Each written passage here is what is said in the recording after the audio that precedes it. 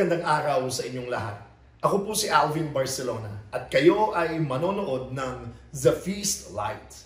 Ang The Feast ay isang pagtitipon ng Light of Jesus Family na pinasimulan ni Brother Bo Sanchez. Ito ay nagaganap sa lahat ng sulok ng bansa at sa buong mundo kung saan may pagtitipon sa pangalan ni Jesus at nakakaranas ng pag-ibig, ng pag-asa at pagpapalalim ng pananampalataya na maaari nyo rin maranasan at gawin pagkatapos nyong manood sa pagbabahaginan o sharing ninyong magkakasama gamit ang mga reflection guides na ibibigay pagkatapos ng talk na inyong mapapanood.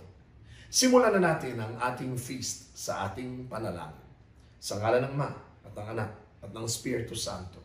Amen. Sa araw na ito, tinatanggap ko ang pag-ibig ng Diyos para sa akin. Sa araw na ito, ako ay nagbubukas sa hindi masukat, walang hanggan at nag-uumapaw na kasaganaan ng Diyos sa buong sangnilikha. Sa araw na ito, ako'y nagbubukas sa biyaya, kagalingan at himala ng Diyos. Sa araw na ito, ako'y nagbubukas sa salita ng Diyos upang ako'y maging kahalintulad ni Jesus araw-araw. Sa araw na ito, aking itinatanghal na ako ay mahal ng Diyos. Ako ay lingkod ng Diyos. Ako ay makapangyarihang kampiyon ng Diyos. At dahil ako ay pinagpapala ko ang mundo sa ngalan ni Jesus. Amen. Sa ngalan ng Ama at ng Anak at ng Espiritu Santo. Amen.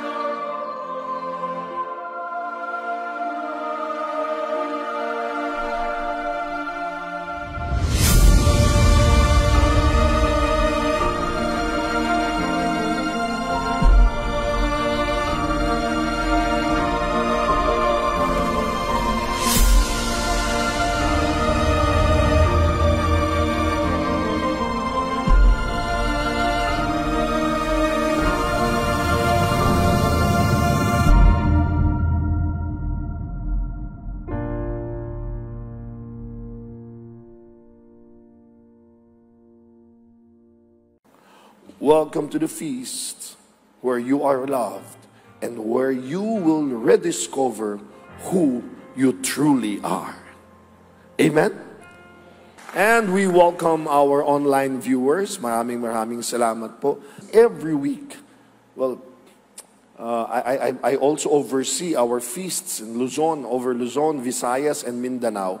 At linggo-linggo, pinapadala ako ng mga litrato, yung sinasabi sa inyo mga nag-feast light, sa mga bahay, sa minsan nga tabing dagat, sa school, sa chapel, ang pinadadala sa akin, sa opisina.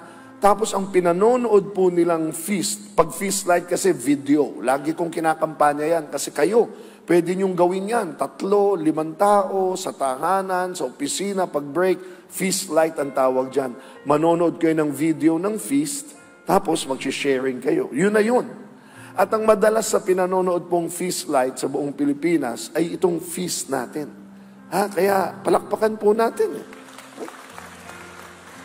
Kaya sa inyo po mga nanonood, maraming salamat sa pagkakataong kayo ay palagi naming makaniig at kami ay makasama ninyo sa pagpapalalim ng inyong pananampalataya. Patuloy po ang ating special Easter series, Raised to Life. Ang galing ni Father kanina, no? Sabi niya, talagang tayo ay empowered by the resurrection of our Lord. Sinimulan natin nung linggo yan, pinag-usapan natin yung life is an acronym. L for love. Kaya last Sunday, pinag-usapan natin to become love. Na tiyempo pang Divine Mercy Sunday. Kaya pag-usapan pa natin na ang ultimate expression of God's love is mercy. Ngayon, nasa letter, ano spelling ng life? Ano yung susunod? Y.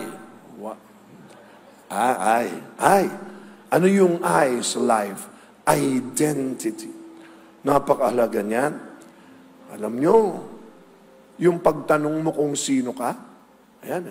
Kaya sabi ng mga Griego yan, I continue to teach or at least observe our philosophy teachers, lagi mong tinatanong yan, sino ba talaga ako? Kasi may mga bagay na nagbabago sa iyo. Meron. Yung mukha mo 20 years ago, hindi na siguro mukha mo ngayon. Yung katawan mo 30 years ago, wish mo lang sana ganun pa rin hanggang ngayon, di ba? Nagbabago yung buhok mo, di ba? Pero marami din bagay na hindi nagbabago. Kaya yun ang identity mo, yung kahit ano magbago sa'yo. Noon, grade 2 ka, naging high school ka, ngayon engineer ka na, may title. Noon, single ka, ngayon may asawa ka na, nababago. Noon, taga Bulacan ka, ngayon taga Laguna ka na, nagbabago. Kahit nationality mo nga, nagbabago. Pero may mga bagay na kahit na ano mangyari, yun ka. Yan ang pag-aaralan natin kasi ang muling nabuhay na si Jesus na ating Panginoon, pinasa niya lalo ang kanyang identity sa atin. Kaya huwag kayong pabibigla dito, ha? Huwag tatayo ang balahibo nyo dito. Pero totoo ito. Listen. You are like God. Kamukha mo ang Diyos. Well, lilinawin ko, hindi ka Diyos. Hindi ka magiging Diyos. Iisa lang ang Diyos. Pero, kawangis mo ang Diyos. At, hindi tayo may sabi niyan. Genesis pa lang, sinabi na yan. Genesis 1:27.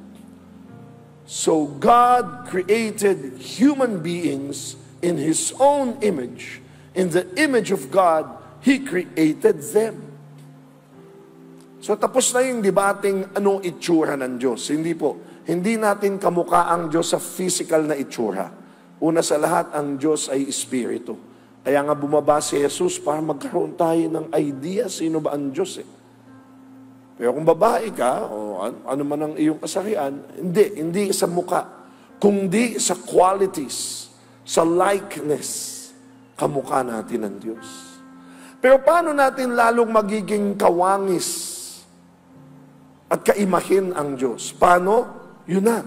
Pinadala niya si Jesus, ang kanyang bugtong na anak, para may klaro tayong, sabi ni Jesus, ako at ang Ama ay iisa. So nakita na natin ang Ama. Ako at ang Ama, yun. Kaya kung gusto nating tunay na panindigan na tayo ay kawangis ng Diyos, maging kawangis tayo ni Jesus, ni Kristo. Kaya ang iuuwi nating malaking mensahe sa talk na ito, copy Christ. Because He is God made man for us to see. Bago ko tawagin si Brother Philip, bigyan ko ng mga paunang pagbabahagi sa inyo tungkol sa copying. Ngayon, mahigpit sa copyright, di ba? Na-copyright na ba kayo sa Facebook o kaya sa TikTok? Dapat hindi ka nangongopya. Pero sa maniwala kayo sa hindi, meron din talagang benepisyo ang pagkopya. Hindi pagkopya sa exam, hindi. O pagkopya ng hindi sayo. Pero alam nyo bang the mother of learning is copying? Is imitation? Alam ko yan. Teacher po ako for 40 years now. Ang mahal kong asawa, kasama ko ngayon, ay preschool teacher sa mahabang panahon at hanggang ngayon, teacher siya ng mga teachers. Lalo na po sa preschool, sa bata. Paano natututo bata? Kumokopya muna Ngayon, iba na yung pagtuturo ng mga preschool sa pagbabasa. Mga sounds na Pero tayo, mga kaedad ko, mga 32, mga 37, nagsimula tayo alphabet, di ba? A, B, C, D, E, F, G. Nakalimutan nyo na. Alphabet tayo Paano natin natutunan yan? Kinopya natin Mami ko teacher din Alvin, A, B, B, C, C. So, natututo ka una sa pagkopya. Kaya ngayon pa lang, uunahan ko na kayo. Kung kayo ang kinokopya o kayo ang kumokopya, mag-ingat kayo. Kasi mami ko, teacher ko, una kong teacher, English teacher yun, ang galing eh. Kaya pati yung kanyang enunciation at pronunciation, ang mga F niya at P, ang V at B, ang A at E, ang linaw.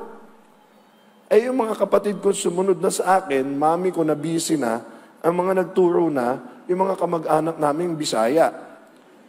Kaya, follow after me. E, B, C, D.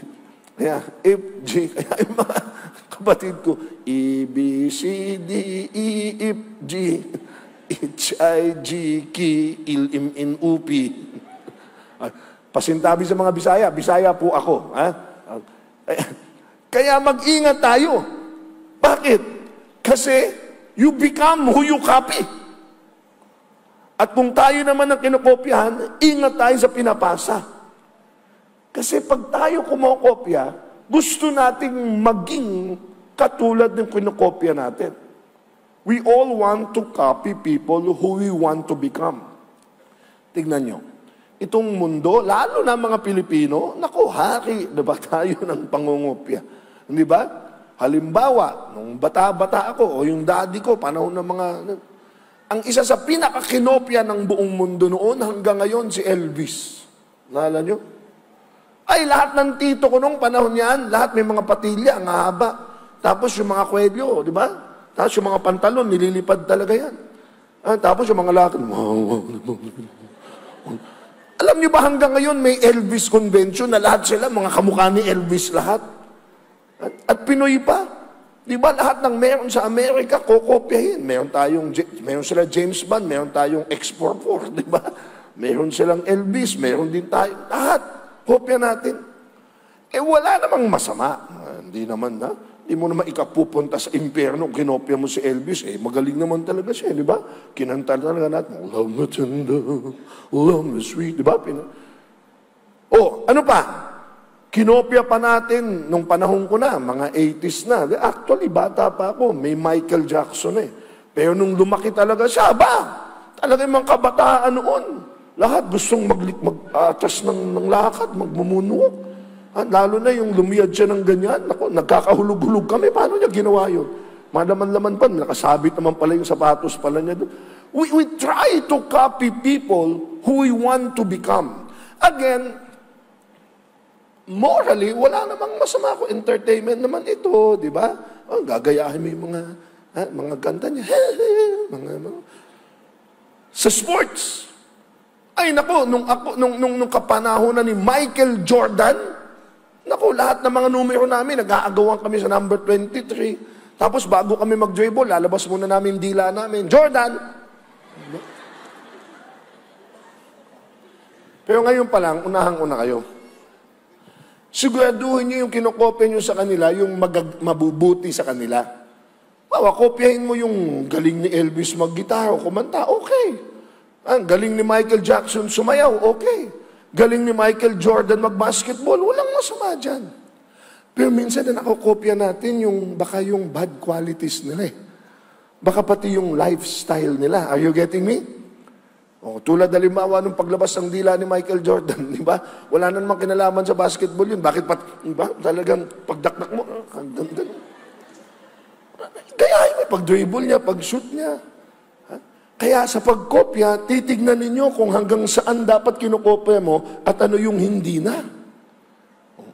Sa mga babae, ang di ko makalimutan, naalala niyo si Demi Moore? Yung isang buwan na pinalabas yung, oh, my love, yung Ghost. Aba, nung panahon yun, lahat ng mga babae kamukha ni Demi Moore. Lahat nagpagupit ng maiiksi. Kinokopya natin sa music, kinokopya natin sa sports, kinokopya natin sa fashion. Again, technically, morally, may not be wrong. It's a fad, uso-uso. At bawat henerasyon, may kanya-kanyang kinokopya. O yung mga millennial hanggang Gen Z, abay talagang hanggang ngayon, itong BTS na ito. talagang kahit di nila maintindihan yung mga kinakanta di ba? O kaya yung Blackpink. At hindi lang pati yung mga kanta, pati mga itsura. May mga akong di ba? Pati yung mga 60 years old na mga green pa yung buhok, mga pink pa, di ba? Again, to some extent, there's nothing wrong. It's fun, di ba? It's, mag-iingat lang tayo. Bakit? We become those who we copy. Ingat lang tayo. Kung palalalimin ko pa yan, we become the gods whom we worship. Halimbawa, umiikot na yung buhay natin sa isang artista, sa isang idol, ang hirap nun. Kasi pag nawala na yung artistang yun, nawala na yung idol na yun, parang nawawala ng kahulugan buhay mo. Umikot na doon. Or sa bagay, doon na umikot buhay mo. Halimbawa, umikot ang buhay mo sa pera. Anong tawag sa'yo? Mukhang pera. Diba? Yung mukha mo, piso, dito, mukha ka ng pera. Umikot ang buhay mo sa aso mo. Wala namang masamang magmahal ng aso. Kaya lang tignan nyo, magkaamoy na sila. Hindi ba? Nakita ko nga ako dog lover din ako iniyakan ko yung mga aso ko namatay Pero minsan nilalagyan ko lang ng limitasyon din. Kasi yung iba pasintabi pero iba talagang nililips to lips na yung aso, katabi na sa kama, lalo na hinahalikan yung aso, ay ang cute, hinahalikan, no? Sasabihan ko minsan yung, hinahalikan mo yung asong yan, alaga naman, nakita mo ba kanina kung ano yung kinakain yan dito siya? Nakita ko may dinidilaan dito yan Mag-ingat po tayo. Kung sino yung gustong nating paglaanan ng ating buhay, nagiging kamuka nila tayo. Kaya nga ang Diyos, anong sabi niya? Love God with all your heart, with all your mind, with all your soul, with all your strength. Ibig sabihin, kung ibibigay mo din lang lahat, ibigay mo na doon sa karapat-dapat na kumpiyahin at hindi mawawala kailanman. Kasi yung mga hinangaan natin at inalayan ng mundong ito, mga nawala na Tinatawag pa nating kings, di ba? Ay, ako, idol ko si FPJ. The king, di ba? Talagang, hindi ka nasisikatan ng araw. Isang balak lang. Papabugbog muna yan sa una, tapos sa huli, di ba? Ay, iniyakan ko na namatay si Dolphy.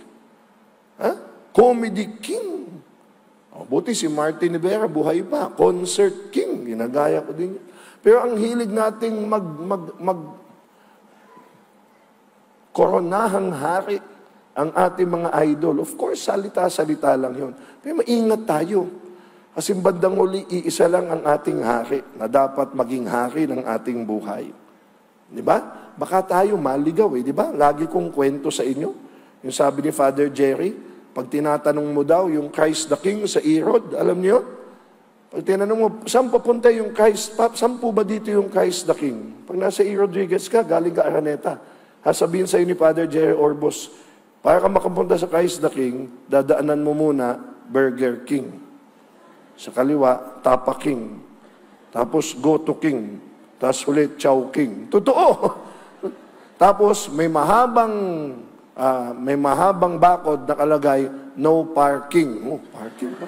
Tapos tanong mo yung gwardya, ang pangalan, Mang Paking. Paking ba? Doon mo palang malalaman na Christ the King na. Totoo nga, ginawa ko yun. Pero ang lalim, sabi ni Father Jerry, tatawa kami, lumang joke na yan, pero totoo. Minsan sa paghahanap natin ng tunay na hari, ang dami munang hari nating dinadaanan. Baka sa Burger King pa lang, na-standby ka na, hindi ka na umabot kay Christ the King, di ba? Kaya, okay lang yang mga idol natin, ginagaya natin, tinatambayan natin, basta alam natin, ang buong buhay natin, ang kokopyahin natin, the one and only King, Jesus Christ. Amen? Warningan ko po kayo. Nakakalito mundo ngayon. Nung bata ako, alam ko, malinaw ang itim tsaka puti. Ngayon, dami ng hues. Ang mali ngayon parang tama, at ang tama ngayon ang parang mali. Ang dami ng mga gray areas. Kahit sa mga pinapatronize natin, mag-ingat tayo. Hindi na natin malaman kung ano ang totoo, ano ang original. Kaya mag-ingat tayo sa real, tsaka sa fake. Tignan nyo na lang sa mga produkto. Ingat kayo. Baka eto nabili nyo, Katcot. Kamukha talaga nung KitKat eh. Nakalagay ba? Have a break, have a Katcot. Katunog pa. Nasa market talaga yan. Kamamadali mo, nakuha mo, pati kulay. Pati ito, tignan nyo, pabili nga ng Colgate. Pwede na kung Bisaya ka. Kaso, double O, double T pa. Di ba? Kaya, di ba, gusto mo, sapatos mo, original. Bumili ka ng Mikey. Grabe. May check din eh. Di ba? Ang daming kopya. Kahit yung Adidas, parang makikita mo, konti lang diferensya. Adidas, bida ka pa. Kahit sa mga kainan, ako, nahanap ko talaga. Minsan na akong naloko niyan. Ito baka kumain kayo, di ba? Hilig ka sa pizza. Dito ko, Pizza Hut. Sombrero pala yun, hut. Tignan mo, pati yung logo, pareho. Dito ako natawa. Pangalan pa lang, magtataka ka na eh.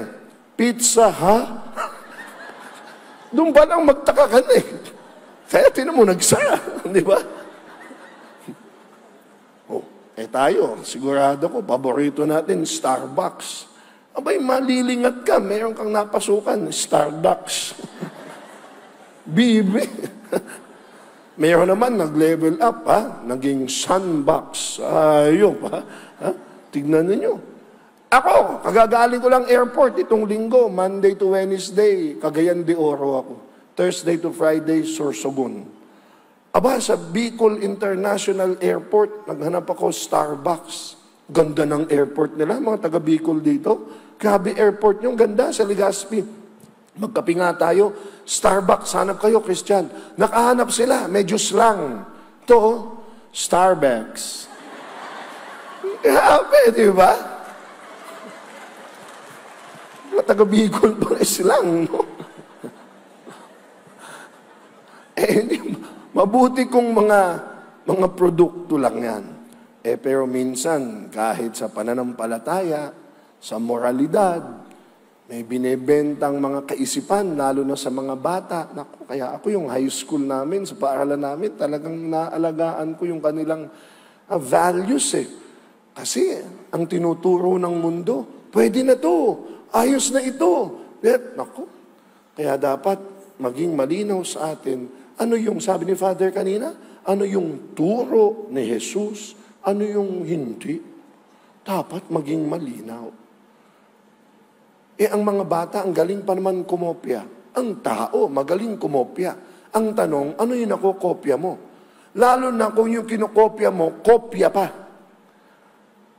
Nakasubok na kayong magpa-photocopy. Xerox ang tawag natin. Pag pina-photocopy mo yan, unang copy, linaw. Ngayon, ipa-photocopy mo yung photocopy.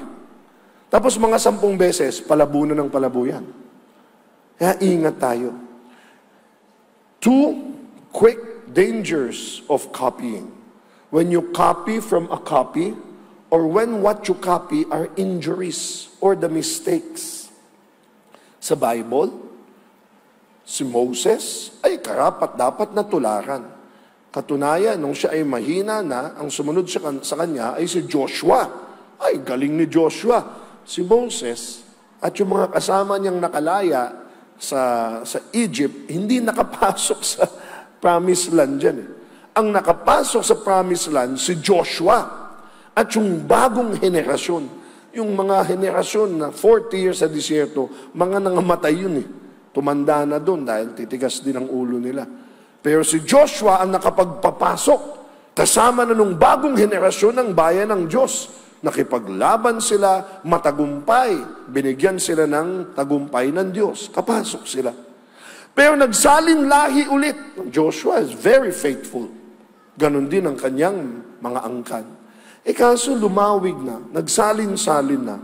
Nung nagsalin-salin na iba na. Tignan nyo sa Judges, verse 2, 11 to 12. After that generation died, yung generation na ni Joshua ito, another generation grew up who did not acknowledge the Lord or remember the mighty things He had done for Israel. Kakalimot talaga tayo eh.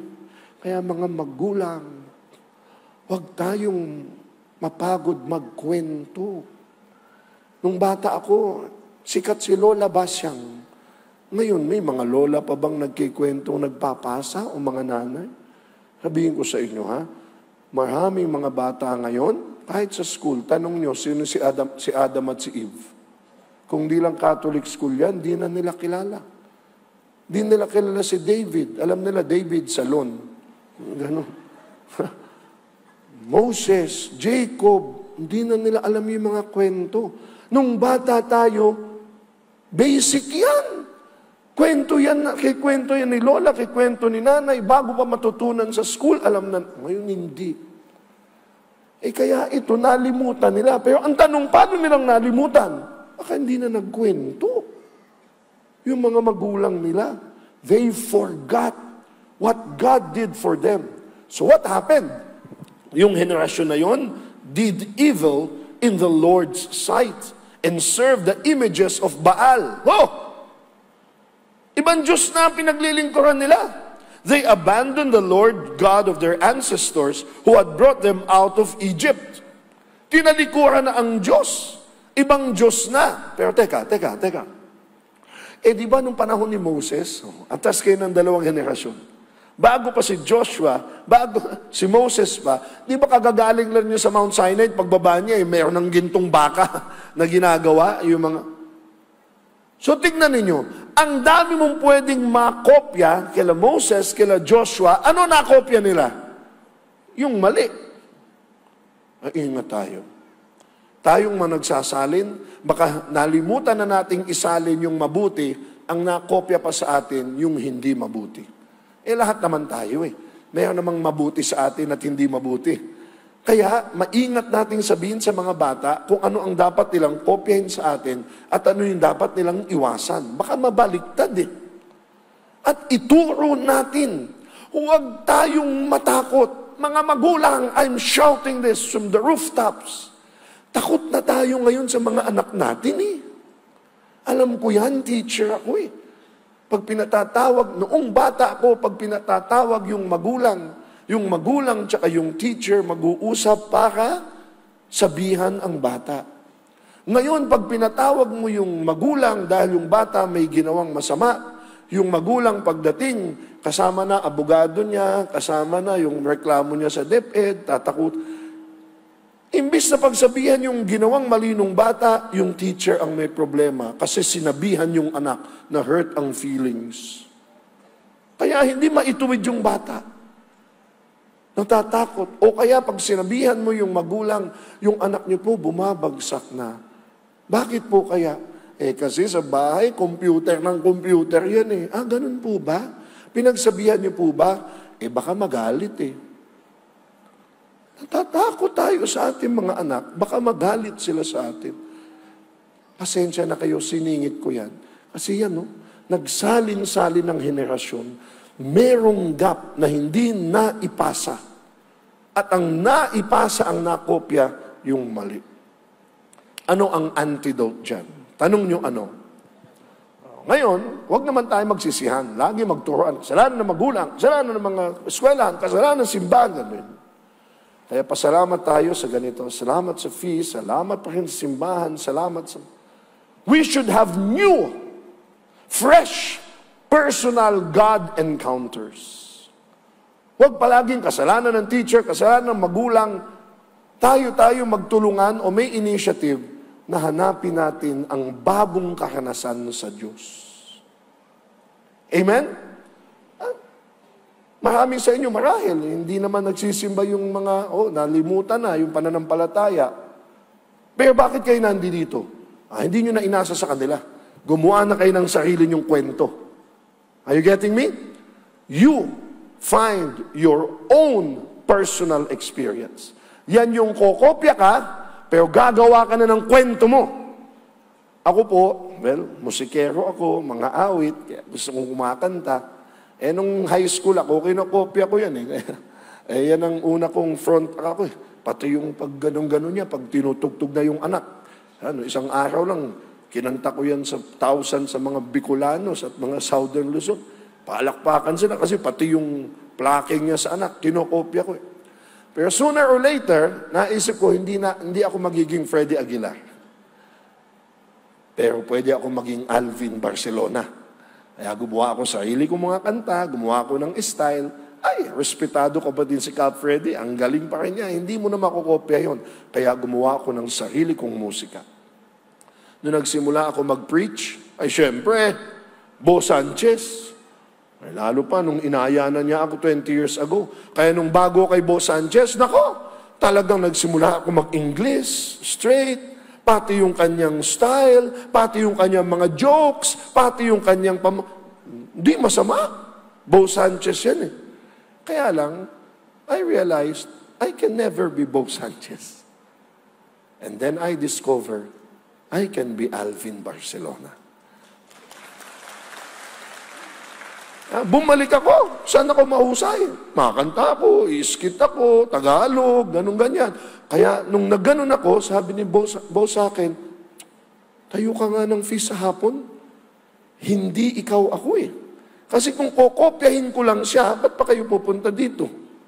Diba? I will always be a second-rate copycat. Ano ba yun? Diba? But if you become who you are with your own personal experience from the Lord, ayan, ganun din kayo. It's not bad to copy for a start. Remember, it's a mother of learning. But sooner or later, you've got to find your own personal experience with the Lord. At kung kokopya din lang kayo, punta na kayo dun sa unang kopya. Diba? Huwag kayo pupunta dun sa ika-10, ika-20 kopya, lalabo na. Kaya saan kayo unang kukuha ng kopya? Tanong nyo saan? Kanino? Di sa kanya na, diretso na. Diretso na. Hindi masama kumopya dito, pero ang pinaka-main copy nyo, doon na sa puno. Kaya ako, front act ni Freddie Aguilar noon, matagal na front act ni Bo Sanchez, ngayon malinaw sa akin, front act ako ni Jesus. Copy Christ, and you will be like God. Brother Philip Sumera.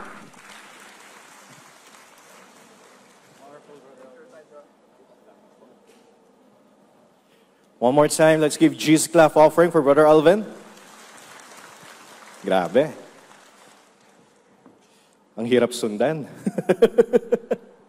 So good. Galing. Learning a lot? Very good. Pakisabi sa katabi uli, copy Christ. Now, there's so much truth to what Brother Alvin was preaching, right? Daming katotohanan, ang daming ring real talk. And gustong-gusto ko po nung shinare ni Brother Alvin yung tungkol sa mga kabataan. Hindi nyo na po natatanong, ang feast ko po ay nagkikater sa karamihan ng kabataan. My feast is San Vicente de Paul every Friday, 6 p.m. to 8 p.m. And most are attended by young people. And natutuwa kami dahil may mga magulang na rin na mga uma-attend, no po. And totoo nga na ang mga kabataan, they really want to copy. They actually like to copy. Kaya tama yung paalala ni Alvin na kailangan maganda. Alam natin, maayos ang kanilang kinokopyahan. Alam nyo, yung anak ko po, 4 years old. And nakalala ko muna yung sinabi ni Father Dave Concepcion. Ang mga kabataan daw po kasi ngayon ay hindi na natututo sa mga sinasabi ng mga magulang. Parents, do you agree? Ang hirap na. Diba? Kahit nakailang no ka na, ay gagawin pa rin niya. Sinasabihan ko yan, don't touch that. No, don't do that. Don't do that. Yung anak ko, parang nang iinis pa. Yung curiosity niya, gusto niyang gawin. No? So parang ako, no na nga. No. I'm watching my tone. Diba? Kasi sinabi, sisigaw ka lang sa bahay kapag may sunog. Diba? So ako, don't. Pero yung anak ko talaga, nakatingin pa sa akin, nakangiti pa.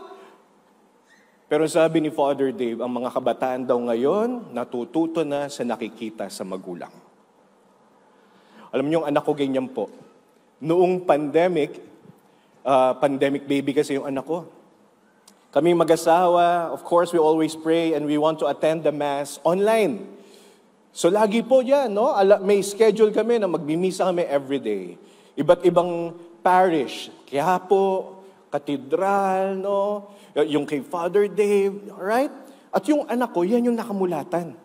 Kaya maniniwala po ba kayo sa hindi? Ang laro po namin sa bahay ay siya ang pare, ako ang sakristan. I'm not kidding. Yung ninang niya, nakakita ng laruan from the States, alam mo yung mga chalice, mga siborium, binilhan tuwang-tuwa, yun ang laruan niya. Bago magsimula ang feast, nandoon po siya, inuusisa ang gamit, pang simbahan. May mga nagsasabi sa akin, brother, handa ka na ba? Baka magpare ang anak. Isa pa lang pong anak ko. At gusto ko pong sabihin sa inyo, napakagwapo ng anak ko. Sabi nung kaibigan ko, bro, sayang lahi mo. Sabi ko sa kanya, I know, right? Pero sabi ko, you know what? It's an honor if my son will be a priest. No? Na nag-alaga kami ng isang magiging pare. Eto ngayon ang pressure. Abay, kung yun ang gusto ng anak ko, ay kailangan makita sa magulang na nagsisimba din. Paano kung makita ng anak ko, nagmimisa kanina, no? Pero nagsa-cellphone ako. Right? Kinokopya ng anak ko. Ang paborito pa naman niyang kopyahin ako. Ngayon, ang ginagawa niya po, alam niyo, ginagaya niya ako bilang isang feast builder. Ang aking anak po kasi ang official Bible bearer namin sa feast. No? Before we pray, we sing, die. Yung anak ko po, dadalhin niya sa amin. No? Yung Bible, siya talagang magbibigay. At sa bahay, nagiging baliktad po ang kwento. Ako ang nagiging anak. Sinasabi niya sa akin, can I have my Bible, son? Kasi yun yung sinasabi ko every Friday. Can I have my Bible, son? Kukunin niya yung Bible ko, bibigay niya. Daddy, you stay there. Pero pwesto yan. Can I have my Bible, son? Ako naman lalapit sa kanya, daddy. Tapos tataas niya. Kuha niya yung... Buti na lang, nasa tono, yung anak ko, ako wala. Yun ang hindi niya nakuha, buti na lang, Lord. Kumakanta siya. Tapos yung pagpikit ko ng mata, kuha niya rin. Kung kailan. Ang galing, kinokopya niya talaga. No? Tapos ibabalik niya sa akin yan. No? Sasabihin niya, thank you, son, I love you. Yung kasi yung sinasabi ko sa kanya. Everybody say copy. Yun ang gawain ng mga anak. Kinokopya ang magulang. And the thing is this, I need you to listen. Tayo ay mga anak ng Diyos. At tayo ay may ama na napakabuti. May ama na mapagmahal. Tayong mga anak dapat kumopya sa ating ama. Sa ating ama. Okay? Ang ganda ng pagkalinaw ni Brother Alvin kanina na hindi bilang maging isang Diyos, no? But to imitate His traits. To imitate yung puso ng Diyos. To imitate His goodness. Now, ang Diyos maraming magagandang traits. Right? Marami, no? Pero today, let's focus on these 3 admirable traits na kailangan nating kopyahin sa Diyos. Everybody say, I'm ready. One more time, I'm ready. Here we go. Let's begin. Let's discuss this. We all know that God is a creator. Tama po ba? Alam natin yan. Pero yung sabi po ng professor namin sa theology, ang ganda nung sabi nung professor namin, sabi niya, hindi naman huminto ang Diyos sa pagiging creator nung natapos niya ang story ng creation. No. Up until now, God is still creating. Creating beautiful things sa buhay natin. Amen? Pwede mong palakpakan lang natin si Lord doon. For the Lord does not stop creating good things sa buhay natin. And with that trait na ang Diyos ay isang creator, dapat tayo, ito yung ginagaya natin. This is what we imitate, His creativity. Pakisabi nga, creativity. I have a question, this is something personal. Can I ask, sino po dito ang may pangarap or nangangarap na magsimula ng negosyo, ng business pagdating ng panahon? Can you raise your hand? Raise it up to the Lord so that the Lord would see your hands. Lord, may you prosper the works of our hands, Jesus. Nawa, Lord, matupad at magkaroon ng sakatuparan ang mga pangarap na ito. Thank you so much. How about, sino po dito yung nangangarap that one day gusto mo ring makasulat ng sariling libro? Love it. Ang daming, I'm raising my hand kasi up until now, 3 taon na, nasa chapter 1 pa rin ako. And then I am preaching to myself. Okay? How about dun sa mga kagaya ni Brother Alvin, musikero, yung may pangarap na alam mo yun, makasulat ng kanta. Yung kantang wow, we have artists here. Very good. Pwede mong palakpakan naman natin ang mga ito. Grabe. No? I need you to listen to this. Everybody, kung hindi ka man nagtaas ng kamay, but this is who you are. Ito tayo eh. You are made to create. Hindi ka nandito sa mundo para lang mag-hangout. No. Para lang maging petics. No. You are made to create. We are made to innovate. We are made to build new things. That's who we are. Creating po, listen ha, makinig po. Creating is a way for us to express. Pakisabi nga express. To express what? Our ideas and our emotions. That's why, that's the trait of God na sa tingin ko kailangan nating kopyahin. Ang prayer ko po is whatever dreams, whatever yung mga pangarap natin that we have, no, nawa ay gawan natin ng paraan na mag-materialize. Amen po ba? So pwede bang pakisabi sa katabi mo, okay? Pakisabi sa kanya kung anuman, go ahead, kung anuman ang pangarap mo, simulan mo na yan. Very good. Palakpakan ang katabi. I hope this will be your inspiration and your push to begin kung ano man ang pinapangarap mo. Align with this trait, no? Lalaktaw muna ako pero babalikan ko tong trait ng Diyos na to, yung being creator. It's another trait of God that we also should copy. Ano ito? Do you believe that God is a God of possibilities? Amen? And that's something that we need to imitate. Everybody say possibilities. Alam natin ang ginawa ng Diyos. As we look in the Bible, when we go back to the story of Moses, remember, na na-corner sila, wala na silang mapuntahan, and here comes the Egyptian, ready to get them back and be servants again. Pero anong ginawa? Inutusan ng Diyos si Moses, no? That you bring your staff near the sea. And what did the Lord did? Ano ginawa ng Diyos? He parted the sea. Right? Grabe! Gumawa ng paraan ang Diyos. Ano pa? I love this story. The story of David and Goliath. Walang may gustong humarap sa higante. The soldiers were afraid. Pero gumawa pa rin ng paraan ang Diyos. And the thing is this, yung tumalo sa higante, listen ha, hindi nga sundalo isang shepherd. Pero gumawa pa rin ng paraan ang Diyos. Another, in the story, New Testament, Jesus multiplied 5 loaves and 2 fish. Grabe yung ginawa ng Diyos. He made it possible. Pakisabi nga, possible. Pakisabi nga, posible. Ang dami niyang pinakain. Paborito ko tong storyang to kasi usapang pagkain. He multiplied it and nakakain ng 5,000 kalalakihan, hindi pa kasama sa bilang ang mga babae at anak. Gumawa ng paraan ang Diyos. Ito ang kailangan nating kopyahin sa Kanya. Gumagawa siya ng paraan. He makes a way.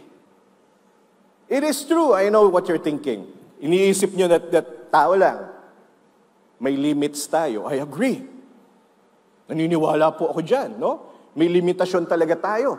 Kaya nga, we entrust all those limitations, those things that are impossible, to the one who can do it. Kaya nga, we can declare na walang imposible sa Diyos. Amen po ba?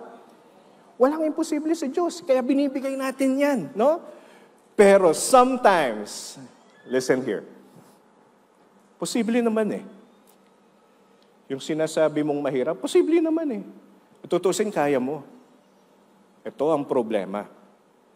Ikaw mismo ang nagbibigay ng limit sa sarili mo, kaya hindi mo nagagawa.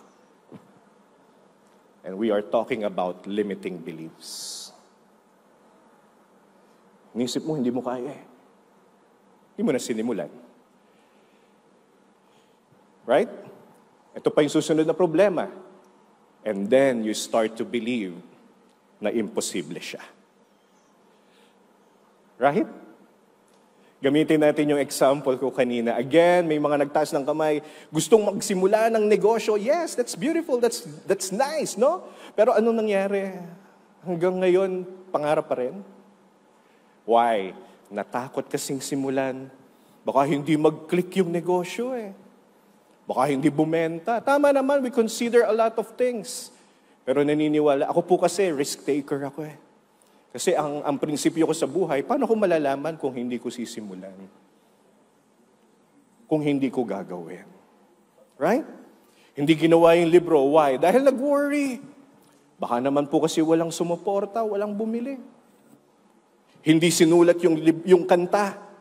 Dahil nag-alala. Bakit? Kasi baka naman hindi mapansin, baka walang maka-appreciate, hindi na itinuloy ang pangarap dahil mas pinakinggan ang sinasabi ng iba.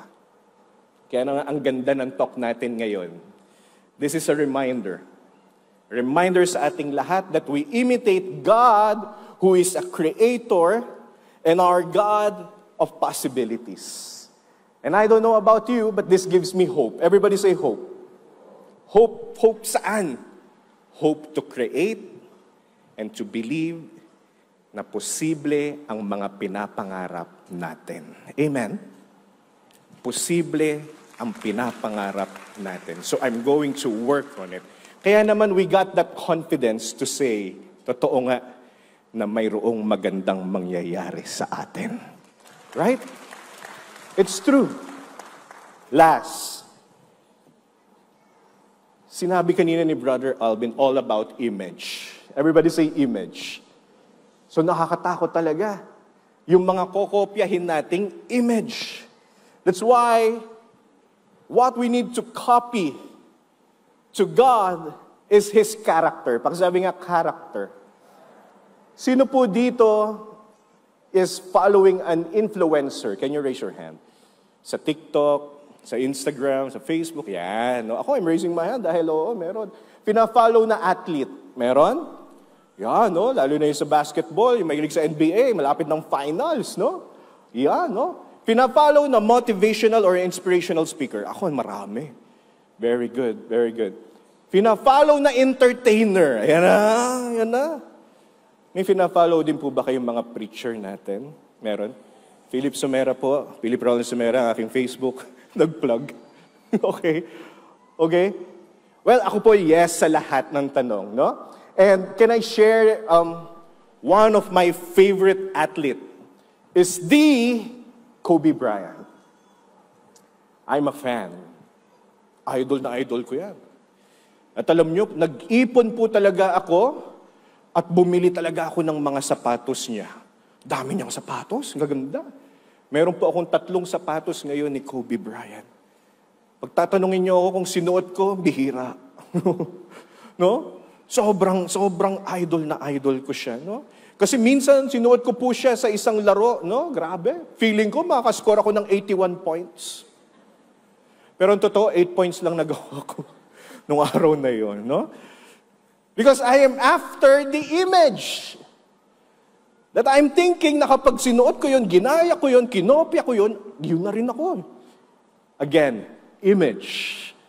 Real talk tayo, ha? Real talk. may kilala po ako na bumibili po siya ng expensive na bag. Okay? Dahil ang purpose niya is para ipakita sa ibang tao ang status niya. Image. May kilala po ako nangongolekta ng mga mamahaling sapatos. Why? To show off to people, oh, high-end to, no?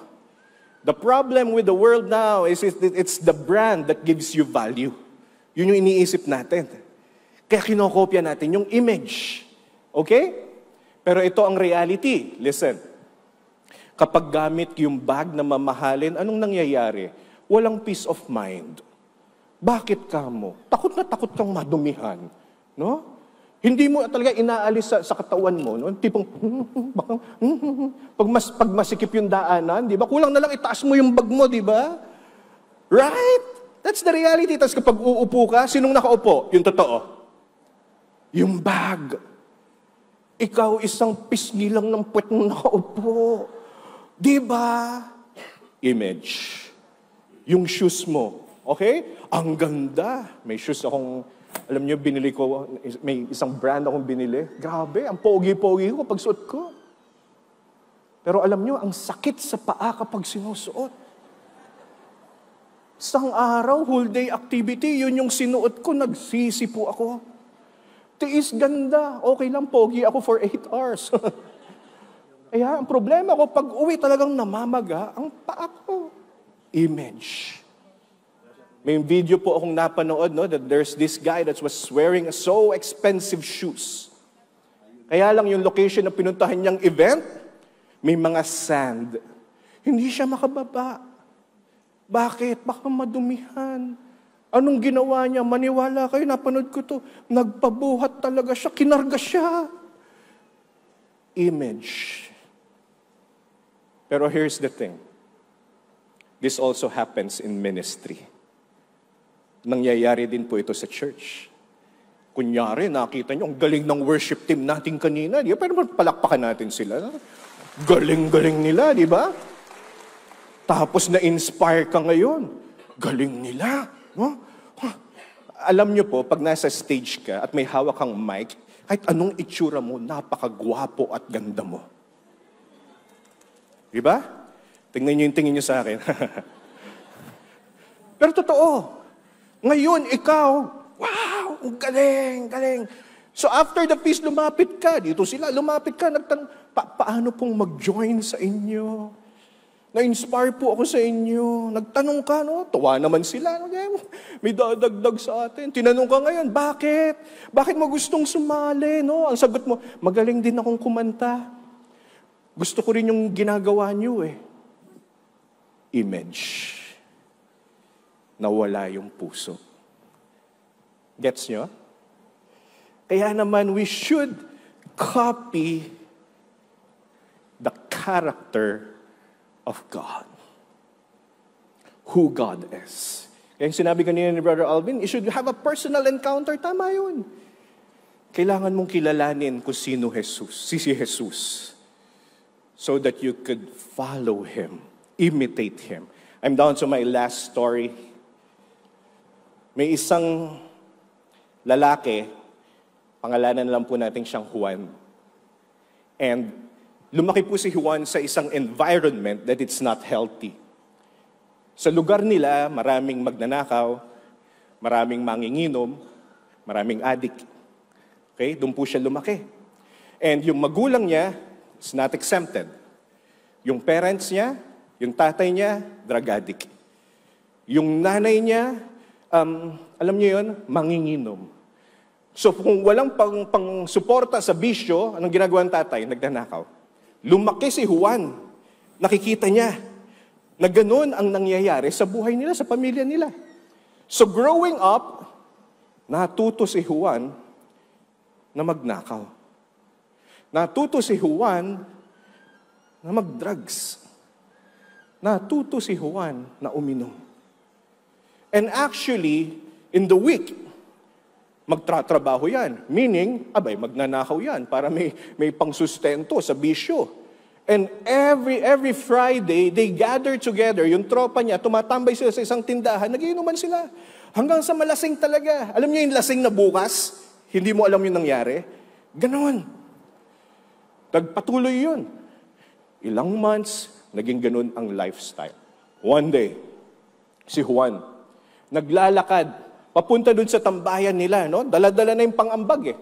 Biglang nahinto siya dahil may narinig siyang parang may kantahan. Kasi niya lang napansin, abay, teka, may simbahan pala rito sa amin. So nung una, napaisip siya, anong nangyayari dito? Ba't maliwanag? Ba't may tao sa gitna, no? Ba't parang may kapa siya, no? Nandun siya sa labas ng gate ng simbahan. Tapos, tuloy-uli siya, inom. The following day, papunta na uli, no? Simbahan na naman. This time, pumasok na sa gate. Anong nangyayari? Sumisilip lang. Tuloy ang inuman.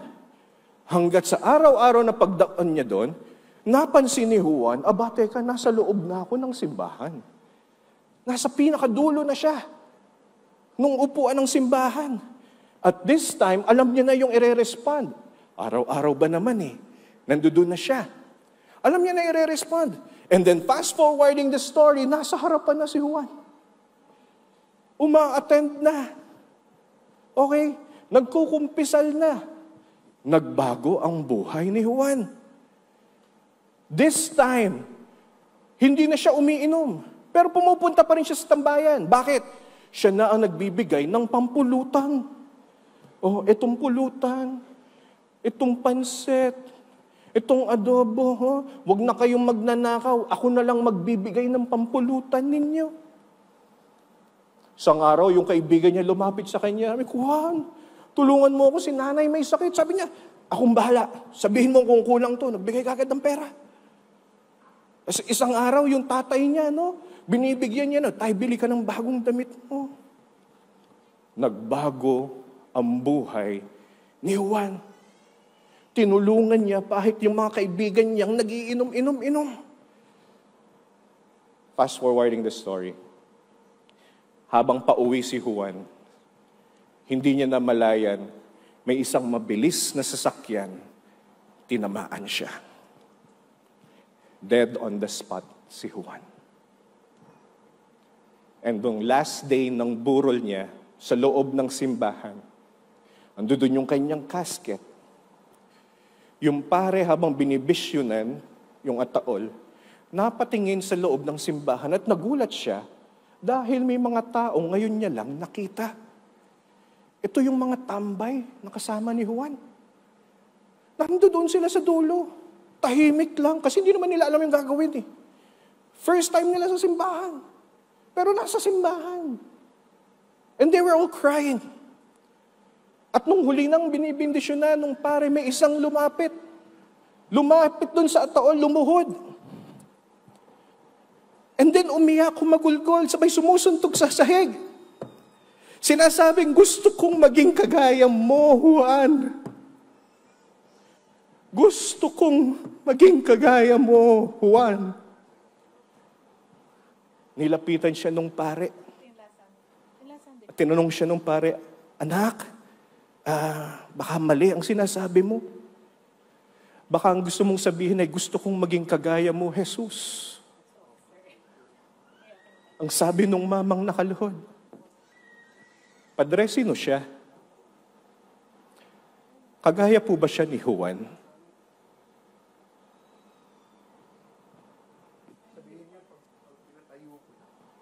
Copy Christ. Dahil hindi mo alam, baka may mga taong nagmamasid sa iyo, tumitingin sa iyo, nag-o-observe sa iyo, at ikaw ang Jesus na nakikilala nila. At the end of the day, bigyan natin kay Lord. We need to copy the heart of Christ. Copy His character. Copy His traits. And act and be like Christ. To bless this powerful message, let's call back Brother Alvin Barcelona. What we're talking about, identity, is the one most important truth that we should always remember. and that we should also always teach our children that we are created in the image of God, that we are children of God. Therefore, we can be like God. Pag yan ang malilimutan natin, o tuwing nalilimutan natin yan, diyan nagsisimula ang mga problema natin. We forget who we really are. Kaya salamat may mga ganitong gawain na aalala natin. Naalala niyo yung kwento nung leon na dapat hari siya, anak siya ng hari, pero namatay yung tatay niya dahil yung tsuhin niya. Alam niyo yun? Alam niyo? One of the most celebrated animated movies of all time is Lion King. Because it's our story. Believe it or not. It's the story of everyone. We know who we are. We are destined for greatness. And then we forget. Because of some circumstances, we are forced to forget. We are made to forget. Or we choose to forget. Kaya ang panalangin natin, we should always remember. Alam niyo, mga estudyante ko, kahit sa mga anak ko, pag medyo sumasablay sila, hindi ko sinasabing masama sila. O pag bumagsak, hindi mo sasabihin bobo sila. Hindi. O pag sila ay hindi tinapos yung isang gawain, huwag mo sasabihin tamad. Sabihin mo masipag sila. Nalimutan lang nila. Sabihin mo matalino sila. Nalimutan lang nila. Mabuti talaga sila. Nalimutan lang. Yun ke.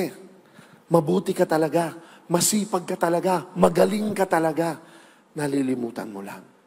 Kaya ngayong araw na ito, pag uwi nyo, ito sabihin nyo sa kanila at sabihin nyo sa sarili nyo. Remember. Remember. Remember.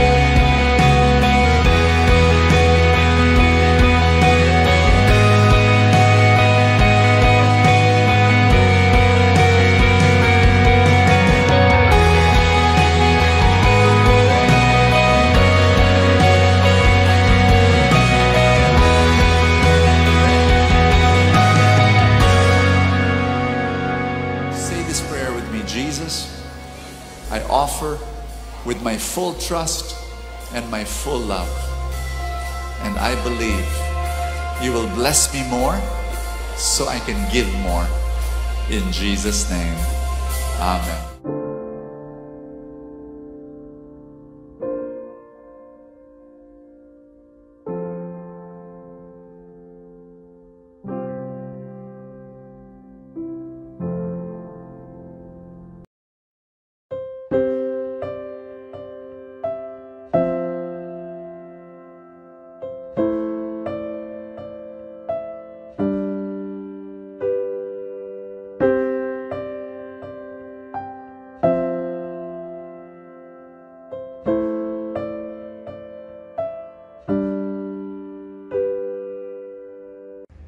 Tayo'y manalangin. Sa ngalan ng Ama at ng Anak, ng Espiritu Santo. Amen. Mahal naming Ama sa langit, kami po ay nagpupuri at nagpapasalamat sa isa na namang pagkakataon na kami muli mong tinipon at tinawag upang makinig sa iyong salita. Ipinapanalangin ko ang lahat na ngayon natitipon sa ginanap na feast light na ito. Itinataas ko ang mga panalangin, pangangailangan at mga pangarap ng bawat isa para sa kanilang mga pamilya, sa kanilang mga hanap buhay, sa kanilang kalusugan, sa kagalingan ng mga may sakit, at sa anupamang mga kahilingan, puno ng pananalig at pananampalataya na ito ay ipagkakaloob mo sa iyong takdang panahon at pamamaraan. Nawa, patuloy ang maging pagtitipong tulad nito upang lalong mabago ang aming mga buhay ayon sa iyong kalooban. Sa ngalan ni Jesus. Amen. Sa ngalan ng Ama at ng Anak at ng Espiritu Santo. Amen. Maraming salamat muli sa inyong panonood. Huwag niyong kalimutan na regular na magtipon muli sa ating feast light at siguradong mayroong magandang mangyayari sa inyong lahat. God bless you.